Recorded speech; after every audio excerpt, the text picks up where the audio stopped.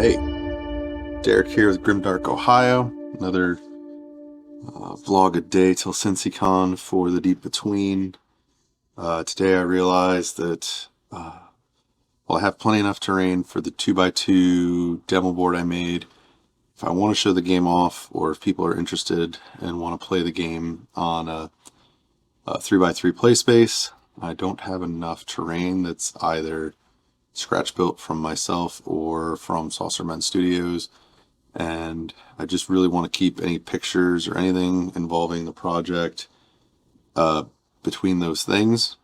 For terrain, I don't really want to use, like, say, my Mantic or Games Workshop or different companies whose terrain I have. I want it to just be scratch built or from Saucerman Studios.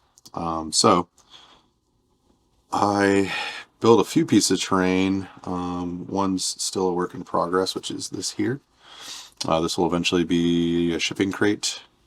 I have some bits of the polystyrene here, as well as some circular rods that I'll cut for bolts and stuff, and for like banding for the shipping container. But it is a styrofoam block. Left this part open so people could see. And then I basically just cut to size that I wanted, and once I score it, it basically folds and wraps to the dimension that I had cut this styrofoam from. And these were, I don't know, $3.50, about $3.50 at my local Hobby Lobby. And then I think this was like $1, but most people probably have some floating around the house. So that's what I am using for a few crates, boxes. I also stole a bit of cheesecloth from my wife, and along with a couple blocks of foam and like a mixture of glue, just like basic hobby glue, owner's glue, and water. Basically soaked this and then sprayed over it. It's not completely dry. Pardon my hands. That's from getting paint and all this hobby stuff all over me. But this works really well. Is like, it could be like a covered vehicle, like a tarp. It could be some crates. And it just looks, it's quick, easy. Once it's all done and completely dried, I'll go back over and I can dry brush. I'll probably do another layer of the glue. There's some spots that are not completely soaked through, so they won't get completely hard. There's still a little more give in this than I'd like. It doesn't get completely hard. I mean, you can. I know some people, when they've done this, they'll like soak it before they do this.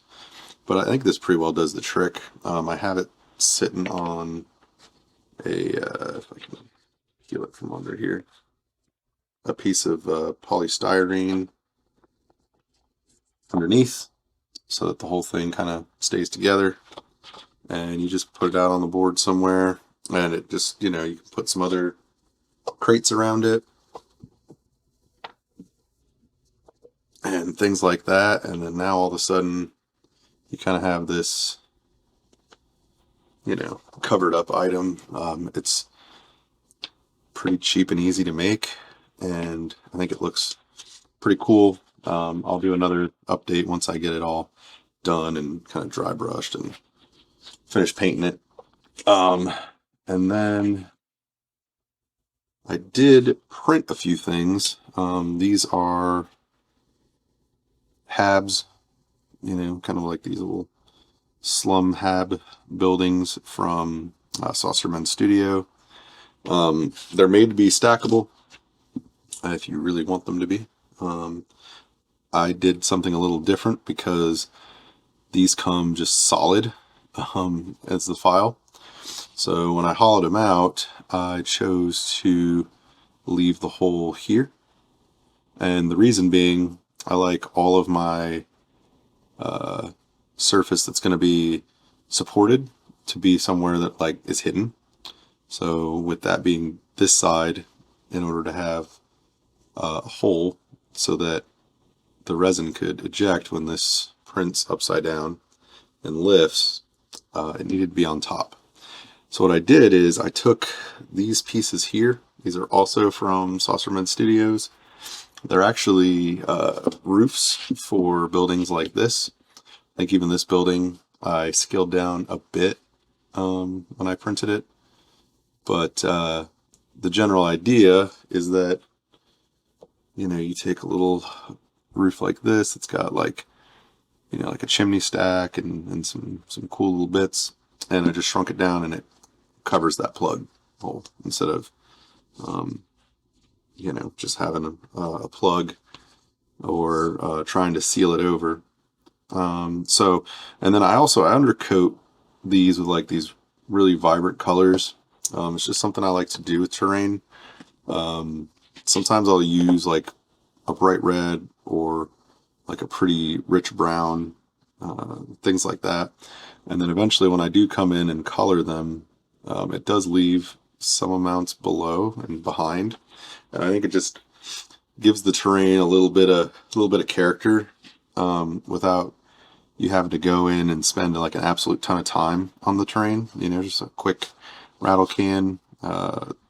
This also really blends in really well with the table. These different little windows, I'll cover those over with black and just make them shiny. So, and then once you put some, silver or like a brass color in here, it's going to look quite a bit different, and it's really not going to be quite so funky bright. That's what I did with this. Started out that way. You can still see it through, but you can kind of cover some of the larger areas with whatever color you're going with, and then put some metallics in there, and it really just, for not a lot of time, it does give it a good look. Here is like a storage tank. I did something similar. So there's the two sides, kind of, it retains some of that even with the metallics. You can go over it more and more and eventually get rid of them. I like it. I think it kind of, like I said, kind of gives it a little bit of character without being too much. And then again, I kind of went with these bright pink and green colors. Just, it's kind of weird and alien and really makes it pop on the table without distracting too much from the models.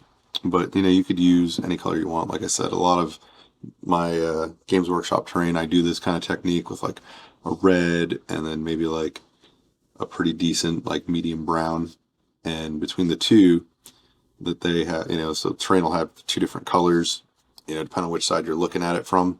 And then once you go in and do your metallics and kind of pick out and do dry brush, whatever, it really kind of brings it to life with very little effort. So again, these are from Saucerman Studios. There was a little bit of a misprint on some of these. I think once I put the black paint here, it'll pretty well hide it, and you won't even be able to tell. Not all of them have that. This one was noticeable for whatever reason. So yeah, that's what I got up to today. It's one of those things, if folks are interested in kind of seeing like a step-by-step, terrain building tutorial, or some shots of me kind of painting and going through, maybe I'll do that just as a go ahead. Just show me doing the next couple levels of color to these and showing what the end result looks like, just to kind of share and show some content for what I'm doing. So yeah, just a daily update. Hope everyone's well. Again, the channel kind of grew pretty well. About 150 subscribers now. Every bit counts. So if you're enjoying this stuff, share it with some people that you know that are into the hobby. And yeah, till tomorrow.